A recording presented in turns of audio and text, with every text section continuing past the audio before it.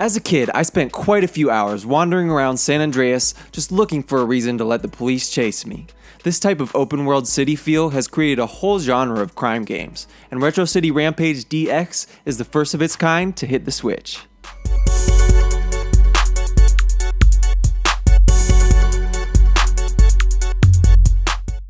First of all, I'll put a disclaimer here that I've never been fond of parodies. I don't like Weird Al, the Scary Movie series was never my thing, but I never played a game that presents itself as a parody as much as Retro City Rampage DX. You'll start out the story mode as the main character, who is aptly named Player, who very quickly signs up for a life of bank heists and crime. Your boss, called the Jester, sends you on a very familiar feeling bank heist, which eventually leads to a time machine.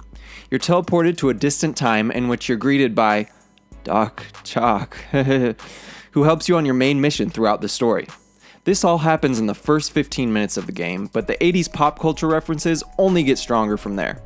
Like I said, I'm not a huge fan of the parody genre, but the game did make me smile quite a few times, and I can see how someone who likes that style of comedy would be amused. So this game began its development as a homebrew on the original Nintendo Entertainment System, and if you're watching the video, that's probably sort of obvious at this point. If I would have played this game on the SNES in 1997, I would have been blown away by the graphics, but I still really like the art style in 2017. It's very colorful, and there are a few rooms that felt very vivid and unique when you first start the game. That being said, the design style does get a little bit repetitive as the game goes on, with the same type of small rooms being featured in multiple different buildings.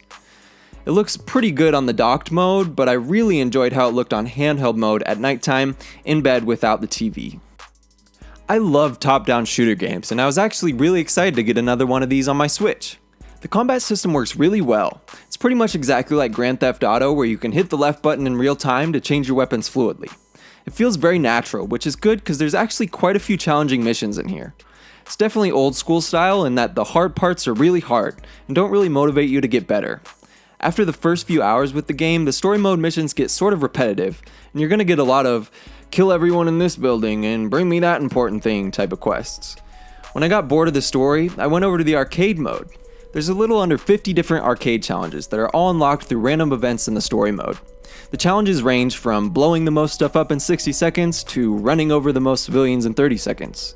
These were actually kind of fun, but like the story mode, they got old pretty quickly. This game would really shine if it had a 2-player mode. Playing these challenges in a race against my friends or other people online would have been a ton of fun and would add a whole lot of replayability in it for me. My favorite mode in the game, and the one I'll probably revisit the most, is free roam. This is what it sounds like. You start out with a bunch of ammo and you can run around doing whatever the heck you want. It's what the game was made for. So this game's been out for 5 years now, and it's pretty much on every system available. I personally hadn't played it on anything else, so I did have quite a bit of fun with it. For $15, this game packs a whole lot of content you can explore, and I definitely recommend picking it up if you're a fan of Saints Row, or GTA, or just top-down shooters in general. Please, let me know if you'll be picking this up, and what you thought of it. Leave a thumbs up on the video if you liked it, and subscribe to my channel for the coolest Switch content available. This is Max from Max Culture, and thank you so much for watching.